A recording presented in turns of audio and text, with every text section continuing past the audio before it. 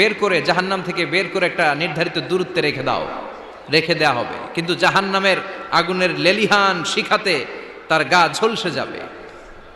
সে আল্লাহর ডেকে বলবে, মাবুদ তোমার কাছে আমি কিছু চাই না, জাহান্নাম থেকে তুমি আমাকে বের করেছো, জীবন নদীর পানি তুমি আমার গায়ের মধ্যে ঢেলে দিয়েছো, আমি আবার সজীবতা ফিরে পেয়েছি। আমি তোমার কাছে জান্নাত চাই না, শুধু নিরাপদ একটা দূরত্বে আমাকে রেখে আসো, যাতে জাহান্নামের আগুন আমারে কষ্ট দিতে না পারে।